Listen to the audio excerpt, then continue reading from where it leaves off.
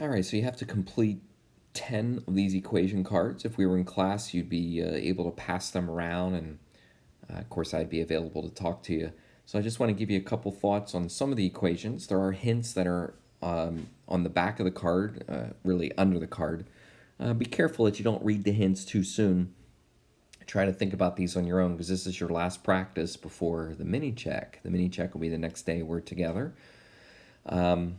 So number one, here's a problem where we want to be careful that we follow that order of operations and, of course, add one first.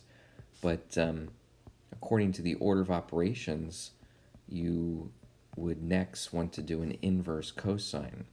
You always do an inverse when you get to that step where cosine is on the outside. So since on the outside I do the inverse and I save my dividing, I save my dividing by 2 until the last step. I think we'll let this problem go. It kind of looks like one that I went over on the practice sheet. Just be careful that you get a plus or minus when you take the square root of both sides. Now we're getting a little fancy, aren't we? We've got 3 trig functions. Well, it turns out that these 2 trig functions right here are actually equal to an identity. And so you could save yourself some time and you could just say that they equal sine. You could also do a little bit of math and you could show that you could show that tangent is sine over cosine, which is going to cancel with your cosine. So either way, we end up with just sine. Now, don't be fooled here. 2 sine minus sine, well, they can be combined. 2 sine minus sine is just 1 sine. And we're down to the step where 1 sine equals 1. Make sure you do the inverse of both sides. Okay, this is a good factoring problem. You're going to want to factor out a cosine. Okay, it's just like a GCF factoring. It's not a trinomial factoring. Make sure after you factor out a cosine that you figure out what's left inside here and you set both of these equal to 0. You're going to get 2 answers that come from each of those factors. Okay, here's a problem where you want to be willing to kind of mess around and move things around. After you change cotangent to be cosine over sine, move some stuff around. Move sine over to this side. Divide cosine over to this side. Get yourself down to 1 trig function. What else do we have here? Okay, kind of look a little intimidating because it's new, but I'm trying to get you to recognize identities. Cosine squared, tangent squared, that's in the same family as cosine times tangent. That's an identity. That's equal to sine.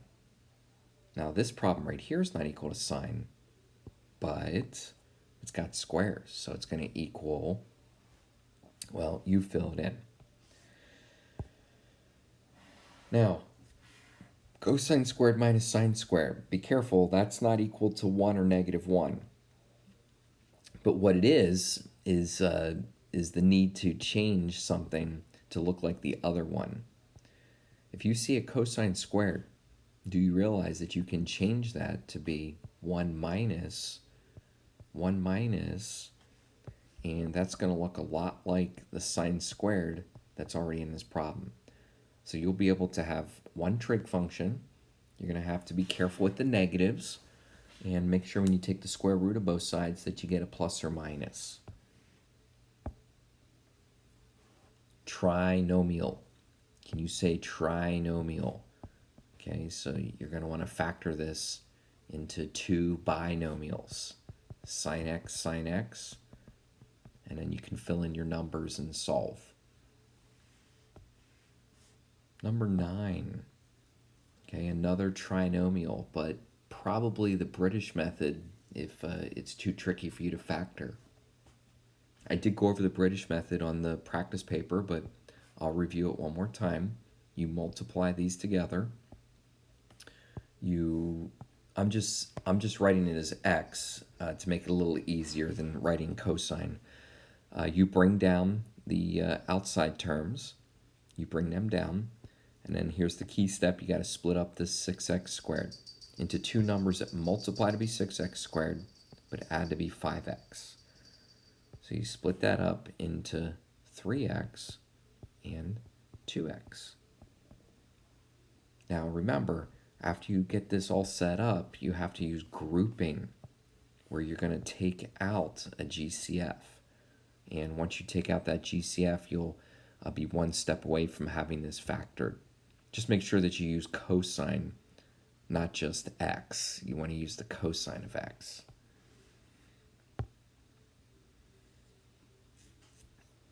Just a regular factoring problem. Factor out a sign. Get that sign factored out, and you're well on your way to finishing. What else? Number 11. Okay, we are getting into some trickier problems. It turns out that that you could, excuse me, you could factor again. A lot of times students don't realize you can factor because you see two trig functions. But you're actually allowed to factor out a cosine. It is repeating. Let me just show you what you're left with. Now, I'm still looking at two trig functions, but I could solve each of these little guys equal to 0, and that's completely legitimate. You could also do some dividing. I like that because it's different.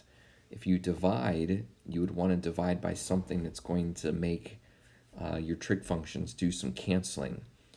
Why don't you try dividing everything by cosine and see what happens. It's kind of another version which gets you, it actually gets you the same answers, but again, just a little different method. I'll tell you what, number 12, we're going to skip that. If you really want to solve that, it's going to take some magic. It's going to take squaring both sides. Actually, if you decide to solve that, I'll give you some bonus. But you can do it. You can square both sides. I'm just choosing to not make a huge deal out of that one. In other words, almost saying that I'd rather see you make sure you're comfortable with these other problems. Now, I've got some nice hints here, but do you realize what I'm trying to say? If you subtract 1, if you start to isolate your secant, you're going to end up getting to a step here where you have to do a reciprocal. You see, there's no way you're going to finish this problem with secant equaling 3/2, but you don't need to. You actually just want to do the reciprocal. What is the reciprocal of secant? It's cosine. What's the reciprocal of 3/2? It's 2/3. So we, not magically, but we change the problem to be a function that we can do on our calculator. But we have to make sure that we change both sides by doing the reciprocal. All right, make sure that you complete 10 of these cards, and we'll see you next time.